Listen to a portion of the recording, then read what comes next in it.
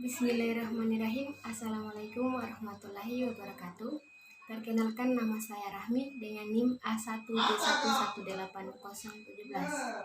Pada kesempatan kali ini saya akan menjelaskan materi tentang sistem ekresi. Tujuan dari pembuatan video pada kali ini yaitu untuk memenuhi tugas praktikum anatomi fisiologi manusia. Nah, langsung saja.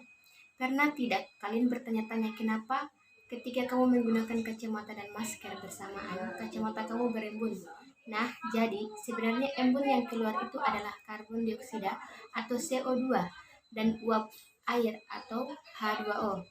Proses ini membedakan fungsi sistem ekresi pada tubuh kamu sedang bekerja. Nah, untuk lebih jelas mengetahui bagaimana cara kerja dan fungsi sistem ekresi pada manusia, yuk kita bahas lebih jauh lewat video pembelajaran biologi ini. Sistem ekresi pada manusia melibatkan beberapa organ seperti paru-paru, ginjal, kulit, dan hati. Mengenal sistem ekresi pada manusia.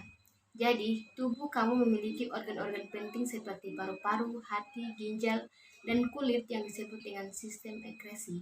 Fungsi sistem ekresi pada manusia adalah melakukan proses pembuangan zat-zat beracun, sisa metabolisme tubuh kamu, dan menjaga keseimbangan cairan dalam tubuh kamu. Misalnya, karbon dioksida, tubuh kamu memproduksi CO2 karena metabolisme respirasi sel. Dan nitrogen yang berasal dari hasil metabolisme protein. Kedua zat ini sudah gak dibutuhin lagi sama tubuh kamu, sehingga jika tidak dikeluarkan maka zat tersebut akan jadi racun di dalam tubuh kamu. Kalau tubuh kamu kebanyakan karbon dioksida, zat tersebut bisa menurunkan pH darah kamu dan akhirnya kamu bakal jadi lebih asam.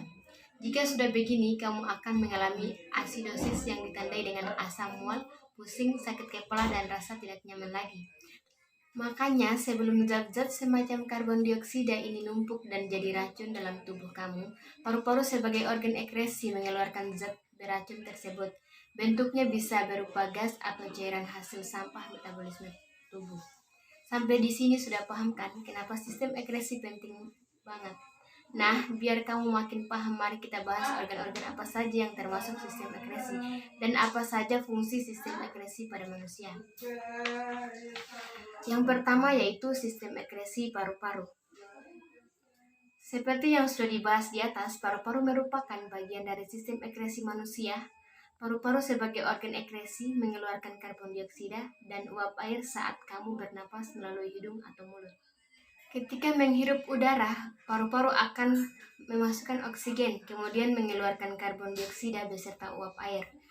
Udara yang masuk melalui hidung akan masuk menuju trakea melalui tenggorokan, dan dari sana udara akan dipilah ke saluran-saluran udara atau bronkus dan memasuki paru-paru kamu. Udara yang kamu hirup akan dipilah lagi ke dalam bronchioles menuju kantung udara, yang di sini terjadi pertukaran antara oksigen dan karbon dioksida. Oksigen dalam alveolus kemudian akan diserap oleh pembuluh darah, disalurkan ke jantung.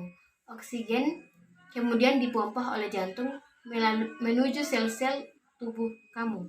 Proses metabolisme ini menghasilkan karbon dioksida yang akan diserap oleh darah dan dibawa kembali ke paru-paru untuk dikeluarkan dalam bentuk gas dan cairan. Gas dan cairan itulah yang disebut dengan CO2 dan H2O. Yang kedua yaitu sistem ekresi hati. Hati merupakan sistem ekresi yang menjadi pusat sortasi zat-zat yang ada di dalam tubuh kamu. Zat yang akan disaring berasal dari sistem pencernaan. Sistem ekresi hati berfungsi memilah zat-zat mana saja yang masih berguna bagi tubuh, yang harus dibuang dan harus diolah lagi. Saat menemukan zat beracun, hati akan mengubahnya menjadi zat yang lebih aman. Contohnya saat mengonsumsi makanan berprotein, zat protein bakal dicerna menjadi asam amino. Asam amino dibutuhkan untuk memperbaiki sel pada tubuh. Nah, asam amino ini mengandung nitrogen, pahami friend. Jadi ketika asam amino sudah terserap tubuh, nitrogen yang terkandung bakal terlepas.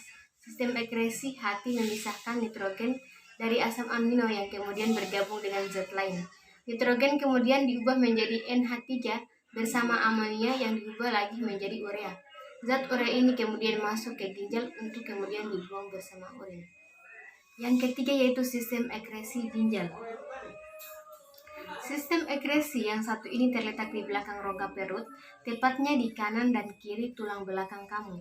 Letak ginjal kanan lebih rendah dari ginjal kiri karena memberi ruang untuk hati. Bentuk ginjal sekilas mirip kacang merah tapi dengan ukuran yang jauh lebih besar. Ukurannya hampir sama dengan kepalan tangan kamu, atau sekitar 10 cm, dan memiliki berat kurang lebih 100-175 gram, tergantung dari umur dan jenis kelamin. Dalam sistem ekresi tubuh, ginjal berfungsi menyaring zat-zat sisa metabolisme dalam darah, terutama dari hati. Ginjal juga berfungsi mengolah zat-zat beracun tersebut menjadi cairan bernama urin. Urin ini kemudian akan disalurkan melalui ureter ke kandung kemih dan akan dikeluarkan melalui uretra. Selain itu, ginjal juga berfungsi untuk membuang gula darah yang melebihi kadar normal dan mengatur keseimbangan kadar garam, asam, dan basa dalam tubuh kamu. Yang keempat yaitu sistem ekresi kulit. Selain melalui ginjal, sampah metabolisme juga dikeluarkan melalui kulit. Kulit berfungsi sebagai sistem ekresi karena mampu mengeluarkan cairan berupa keringat. Keringat ini dikeluarkan oleh kulit melalui kelenjar keringat atau glandula sudorifer yang terletak di lapisan dermis kulit. Kelenjar keringat akan mengeluarkan 5-10% cairan dari seluruh sisa metabolisme tubuh. Serabut saraf yang akan dipangkal kelenjar keringat berfungsi merangsang kelenjar keringat menyerap air H2O, mineral Na+Cl, dan produk buangan metabolisme seperti asam amino, urea, dan asam laktat dari kapiler darah. Semua zat tersebut akan bercampur dan menjadi keringat yang akan dikeluarkan ke permukaan kulit. Baik, itulah yang dapat saya sampaikan pada materi kali ini. Lebih dan kurangnya mohon dimaafkan. Billahi fisabilil haq, fastabiqul khairat. Wassalamualaikum warahmatullahi wabarakatuh.